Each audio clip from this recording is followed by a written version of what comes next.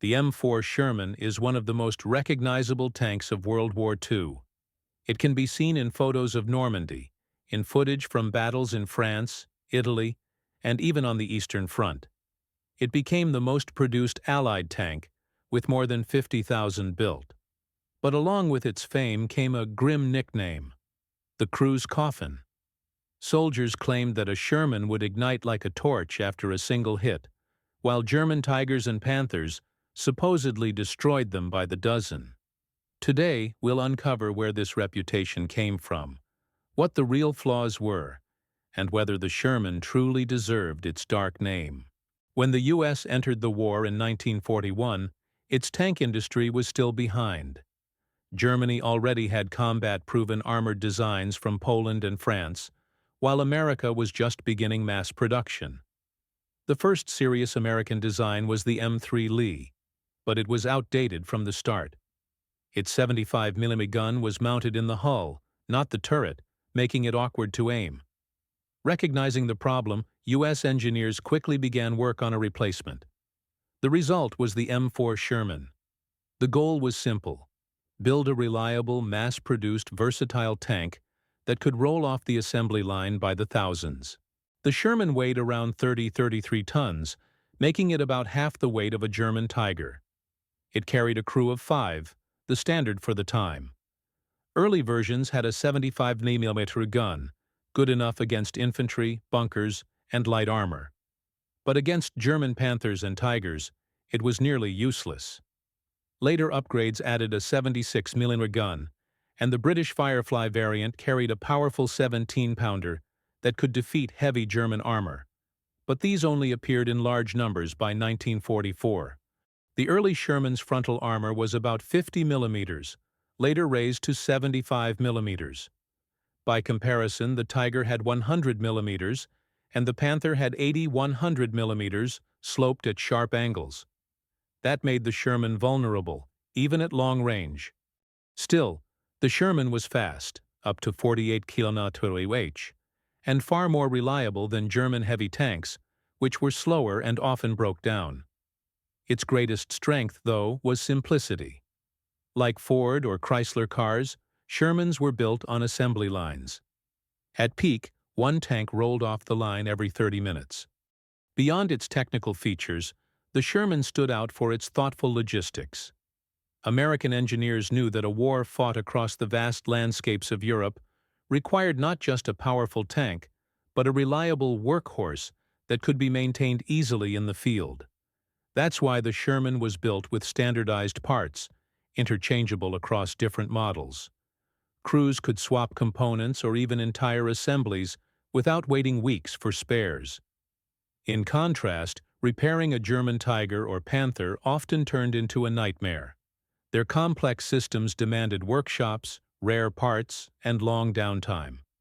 The Sherman, by comparison, could be fixed right at the front line, dramatically increasing the survival rate of armored units. Comfort for the crew was also a priority. The Sherman offered more space than the cramped Soviet T-34, and its controls were considered some of the best designed of the era. Every tank carried a radio, giving Allied units a huge advantage in communication and coordination. This allowed for well-organized attacks where speed and teamwork often outweighed weaker armor and guns. Soviet crews who received Shermans through Lend-Lease frequently noted these advantages, often joking that the tank was as comfortable as a tractor. Easier to drive, easier to fight in, and more livable for long hours in combat. The Sherman was truly a workhorse, built to endure more than just a single battle. Why it was called the crew's coffin. The Sherman's dark reputation came from several issues. Prone to fires. On early models, ammunition was stored high in the turret and hull sides. When penetrated, shells ignited, and the tank became a fireball. Soldiers joked, "A Sherman lights up faster than a Zippo lighter." Later, engineers fixed this with wet stowage, ammo racks surrounded by fluid containers that drastically reduced fires. Weak armor, Tigers and Panthers, could destroy a Sherman from 1.52 km away. The Sherman, meanwhile, had to close to much shorter ranges, making every engagement risky. Underpowered gun. The 75mm was designed for infantry support, not tank duels. Only later 76mm versions, or the British Firefly, could effectively fight German heavy armor, but too few arrived in time. Small hatches. Early Shermans had tiny driver and gunner hatches.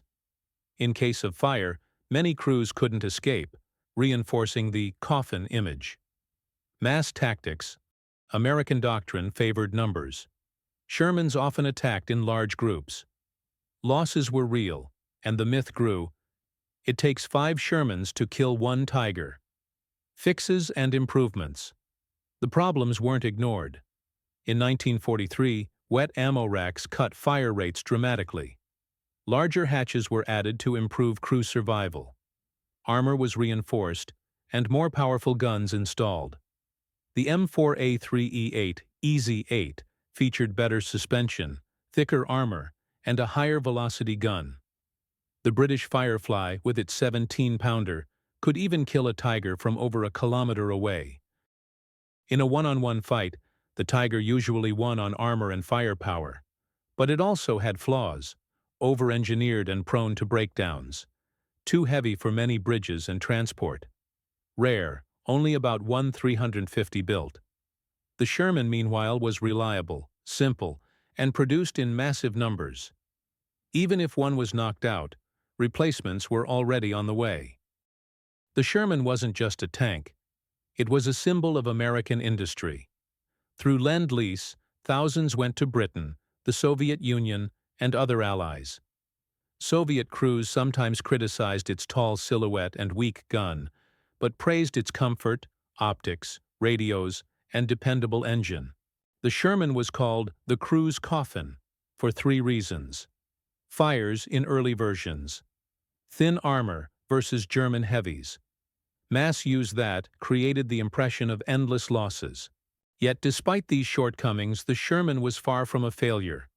In reality, it was a well-balanced medium tank, designed not to duel German heavy armor one-on-one, but to serve as a reliable tool of war.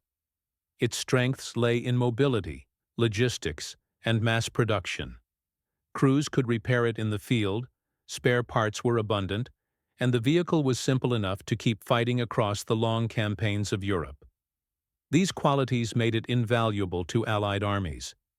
The Sherman also represented the American approach to warfare: fight as a coordinated team, supported by artillery, aircraft, and infantry, rather than relying solely on one super-tank.